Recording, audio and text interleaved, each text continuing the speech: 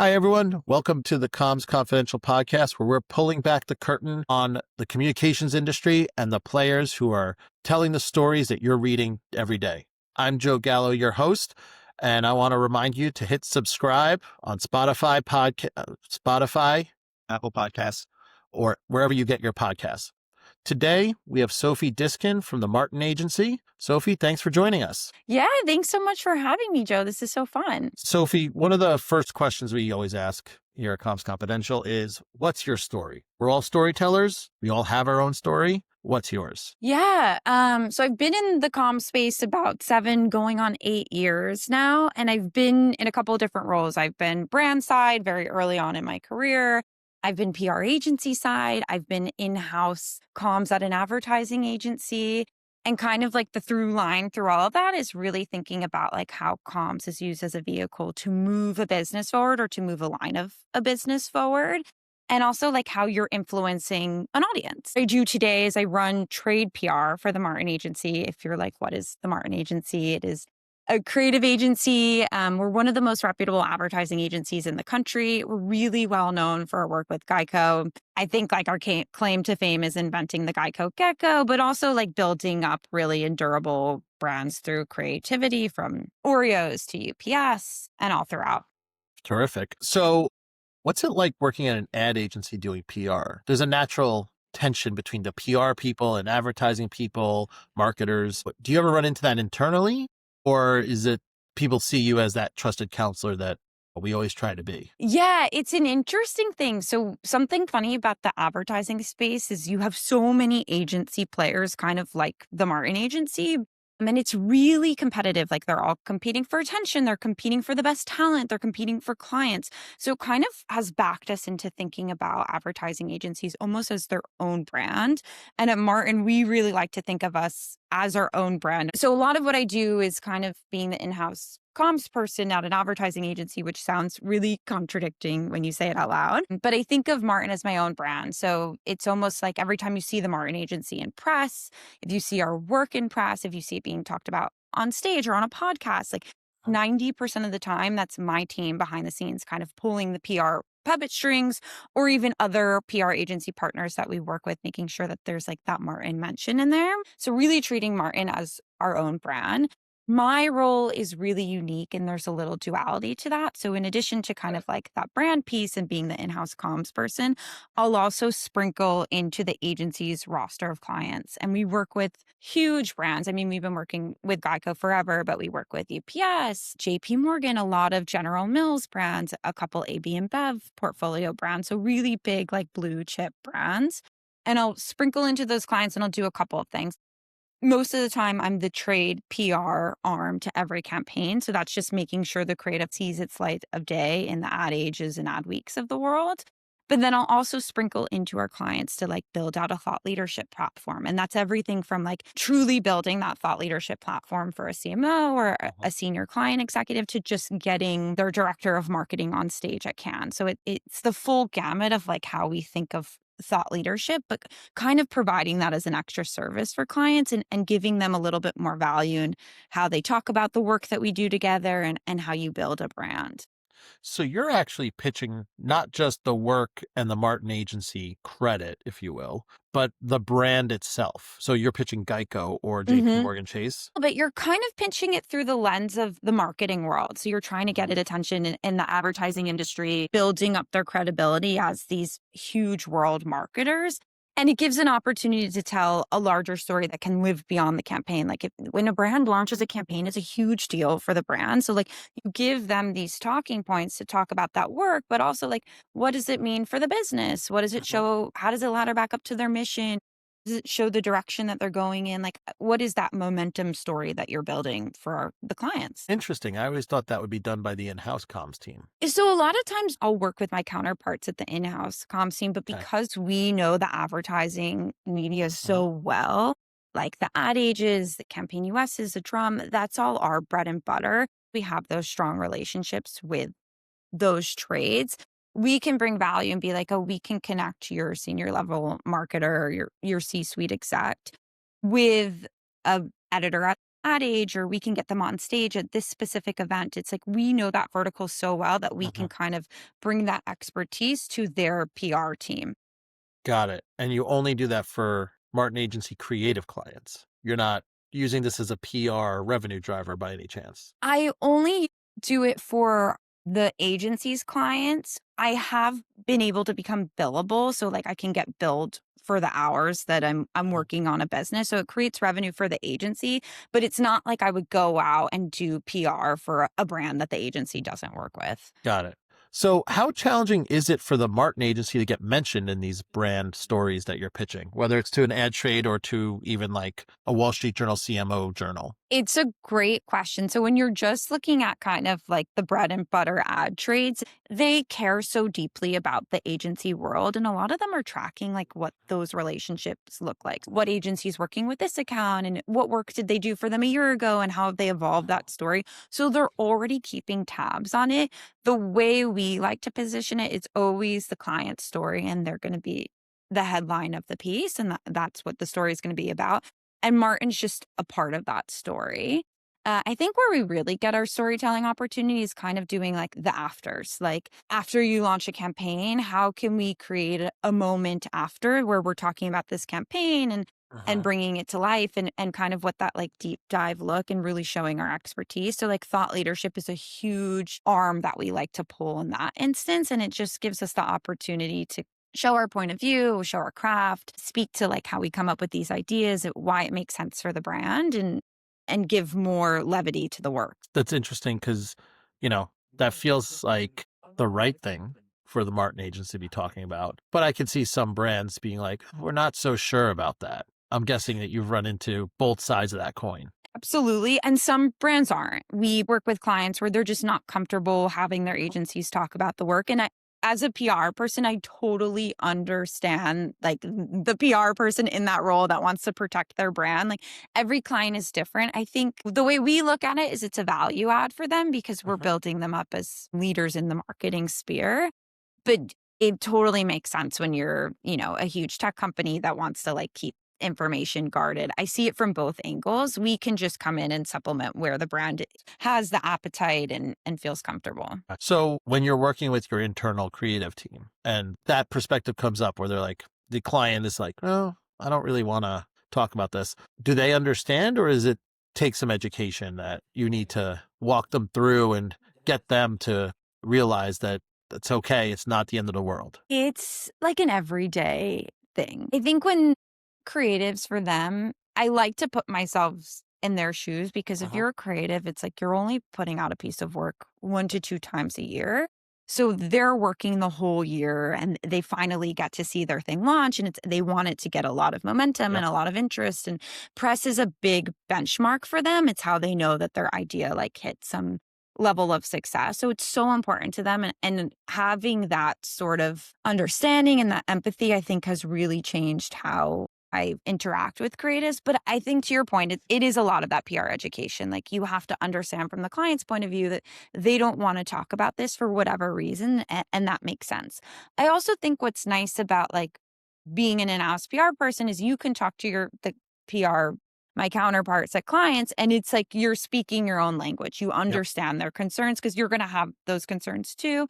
Sometimes it works where we can like help convince them or show how it adds value, but sometimes they just really want to be protective of their brand. And I think that makes sense as well. Got it. Before we hit record, we were talking a little bit about lining PR goals against business goals. There's just no reason for PR people to have their own goals, their own KPIs. It's got to align to the business. How do you think about that when the the business goals are campaigns, new clients, that kind of thing? Like how are you aligning to those to Yeah, I mean, from an advertising agency perspective, you just kind of have to think about like the pool that we're playing in, knowing it's such a competitive space. Like what are we competing for? We're competing for clients, so business growth. We're competing for the best talent because we want to be known for making the best work. And we're also just competing for our message, our point of view for people to pay attention to us. Our kind of mission is fighting invisibility. And if you take that to the ad sphere, we're trying to fight invisibility in like this very crowded, loud, competitive space. But back to your question, how do I think about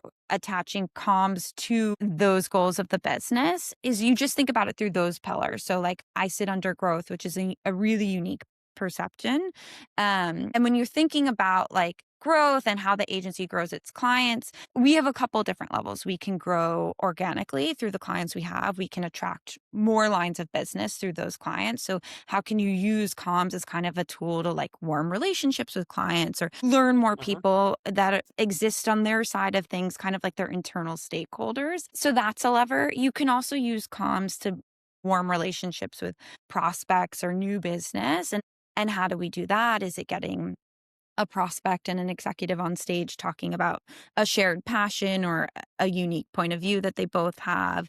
Is it just working with that prospect to build their own thought leadership platform in a way? So it's kind of used as a way to warm and lead relationships. A unique part of my role is I'll also work a lot on kind of stages and events. And in the marketing sphere, there's so many different, I mean, we were just talking about CES before we started recording. There's so many different stages and events, and it's kind of picking the right ones, but also Mhm. getting your executives or your spokespeople on stage and making sure they're in front of an audience that makes sense to you. Is this an audience of senior level marketers that could become prospects? Is this an audience of talent that are going to be interested in working with us? And I think the value of having those different ways to evolve the business through growth, through talent, is you have so many different opportunities from a comms lens. Not only are you elevating your executives, but we're also elevating like our junior mid-level folks so that others in the industry are seeing that they're getting this spotlight. They're Mhm. working on these things. They're supported by their agency in this way, and they want to come work for us too. That's a fantastic way to build an employer brand and tell that story. I think too often we don't give the right junior people the microphone, not even junior, mid-level. It's always reserved for the C-suite or the Yeah. executive level. But I do want to touch on something that you said. You build thought leadership programs for clients as well as the marketing agency. Not going to ask you to share any secrets, but what's your process? Well, how do you think about that from the like you're an outside in perspective for the brand. So what is your process to help them go through that thought leadership like development, that narrative development?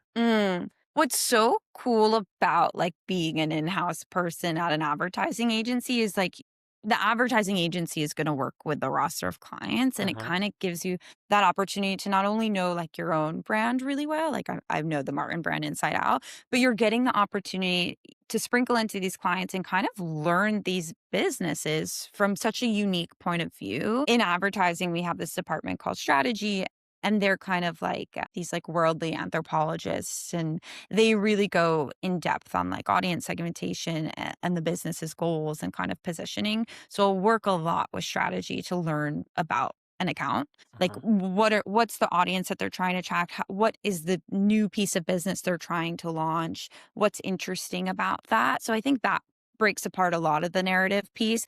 And then it's a different process for each client. There's been moments where we've gotten on the phone with our client leads at these brands and kind of done like a more formal narrative session where it's like, what are your ambitions? What are you doing with this piece of work? What are your goals? So kind of like understanding what they're looking to do in that way and then building a comms engine behind that. Let's say they're trying to get in front of like a niche B2B audience. Like, what are the conferences that we're already activating at or that we know are on our radar that would make sense for them to show up at? Or what are ways that we can like build their profile so that they're telling a story? And different clients have different goals. Like a lot of clients, it's not just, I think you would think and be like business to consumer, but a lot of clients are just looking to attract other businesses or grow like in the B2B space, or even just like grow credibility in their own company. They're just trying to make sure that like their internal stakeholders, their employees trust what they're doing and that they can grow their credibility there. Comms and press is like a really great vehicle for kind of building that credibility. Yeah. No, that's a pretty detailed way of thinking about it. So going to ask a question, and this is probably a little more of a fun one.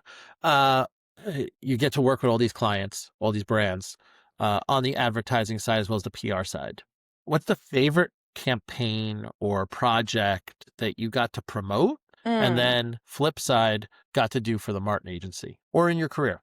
Doesn't have to be at the Martin Agency, in your career. It's a great question. I have been part of, like, lucky enough that I've been part of some really, like, fun, buzzy campaigns for Martin.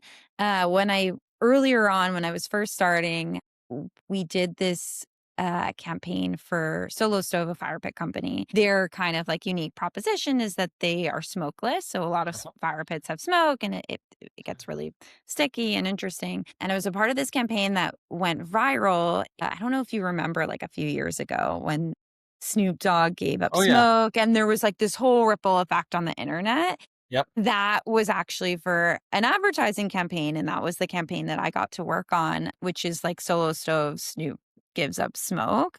Mhm. What was interesting about that work from a comms lens is I got to be a part of, like, that viral explosion. I had never gotten that experience before, like, seeing it from behind the scenes, all of the plans that you were part of, all those meetings that you were part of leading up to the thing, and then seeing it just go absolutely viral. I think that was really exciting. There was a moment, so it had its viral phase. It also had a moment, like, months later where the industry kind of turned on it and was questioning its effectiveness.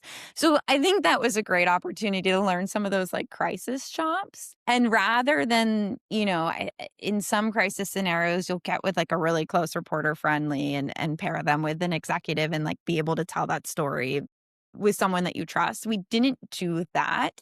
We kind of just patiently waited for the news cycle to ride its turn, which I don't think they would teach you in comm school. It's not the typical method, but in waiting and being patient, it gave us the opportunity to tell our story later on. We got, like, a main stage opportunity, and it was such a great example of, like, how you can recontrol the narrative again, and kind of seeing that cycle of, like, okay, people, this went viral, people were praising it, a few months later people are criticizing it, and then later you get to, like, take the narrative back and really show the effectiveness. I thought there was a lot of power in that, like, cycle of storytelling.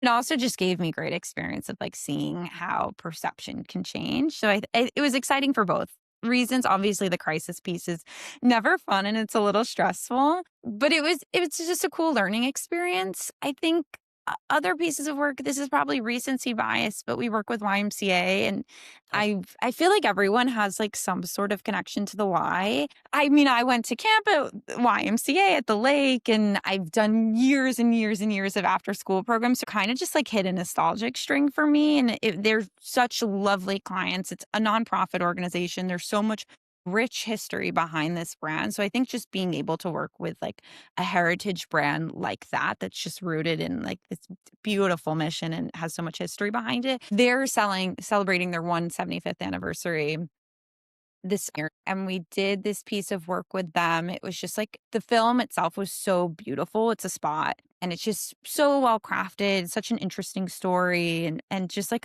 a beautiful piece of work that, because it was this amazing mission and such an interesting brand, and the piece of work itself was just stunning and so heartwarming, I really just enjoyed working with them on that. Also, they're an example of a client that was trying to get their internal stakeholders on board. So there's, like, the Y at large, and then they have a regional US chapter. So they were just trying to get their US chapters on board to, like, adopt the campaign and be synchronized, which is such an interesting KPI. Yeah, that's something you don't think about when I mean, I wouldn't call it a franchise because it's not, but the need to get the local chapters to adopt it. It's just a fascinating perspective because you don't think about that thing. As a consumer, as someone who watches it, you don't think about it's a national campaign. It's everywhere. Like, it's on my TV or wherever nowadays. So yeah, did you have a hand in trying to convince them, or was that handled by the Y directly? I think the work itself was trying to convince them, and they were leveraging that asset for that. But in the comms piece of it, it was, like, getting them press and getting them attention gave them the credibility to go back to their employees and be like, look how much attention this is getting. Like, so many people are loving it. It's something that you can adopt too. So I think it only worked as, like, that extra vehicle of success in the Yeah, it campaign. helped convince them. Absolutely. Which is, like, what press does at the end of the day. It's a powerful credibility tool. Absolutely. You did mention Cannes. and the work you did with Solo Stove, getting a main stage at Cannes. You've been to Cannes. What can you tell the listeners who haven't been to Cannes? Everyone hears about the Creative Festival and the Lions and all this stuff, and there's an image that goes along with it. But having been on the ground, on the beach, if you will, what can you tell the listeners? Yeah. I mean, it's funny. We were talking about it before we started recording. The thing about Cannes is, so I went last year, wanted to go to Cannes my whole career. And I didn't get the opportunity to go with work. So I was like, let me just go on my own. And it kind of just worked out that like my vacation lined up that way. The funny thing about Cannes is it's this exciting moment. You make so many new relationships, business deals happen on the ground. We hear all this reputation. And I know those things to be true, seeing it firsthand. But I think when you're there in person, it's very much like it's very overwhelming, but underwhelming in the expectations. It's kind of like this free for all. You have to be really strategic in how you're spending your time, where you're showing up. And it's kind of just like, I think the challenge in showing up at Cannes is it's like, it's so much noise, even if you're getting 17 stage opportunities or you have your clients in every single corner of the Croisette. It's hard to really like drive impact. It kind of feels like you're all talking in the same sphere. So I think that was a lot of like my observations, but I'm convinced that like the value is in the relationships and the people that you meet on the ground and kind of the opportunities that come from there. Cannes is almost like this shared experience, even going on my own and just meeting people regularly. I've had so many like later meetings or events that I've been invited to just because we had this one shared experience of like sharing an Uber in Cannes or being at the same dinner party. It creates like these bonding moments that actually build relationships, which I found so interesting. Yeah, that's the experience that I've heard and I've seen. We like to close out every episode by looking back, and you've been in the industry for 7 years. You've had an interesting experience working for an advertising agency, a creative agency. What advice would you give your younger self, knowing what you know now, or if you had to speak in front of a college class about the industry? These are people who are just getting started, maybe a couple of years in. What would you tell them about the industry and what they should think about as far as getting in and their experiences? I think I'd say a couple things. I think what I've learned in later years is that piece that we were talking about, like how comms can actually move a business or influence an audience. And I think I would give them the advice of like, think about the bigger picture. Like, okay, at a junior level, you're probably sending out pitches or you're putting together like a briefing document for an executive that has a speaking engagement or any interview. Like, think about when you're doing those smaller things, like what's the bigger picture? What are they going to talk about with the interview, and what is this for, and why are they speaking about this? Like, what's the bigger goal that you're accomplishing?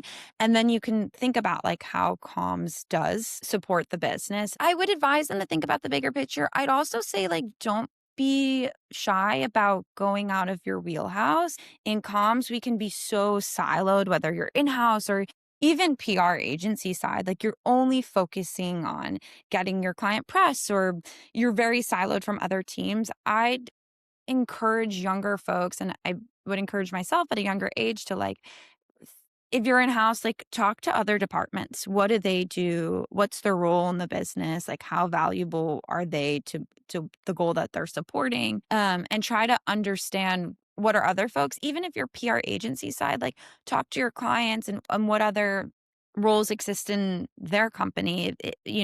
Clients, depending on the company, can look so different, but like what are the goals your client is reaching for? And then what is the mission that the larger company is trying to solve? I think when you take a step out of like the simple role that you're doing and try to understand the business at large or your client's business at large, it can really help like just motivate you so you feel like you're doing something bigger than sending out a press release.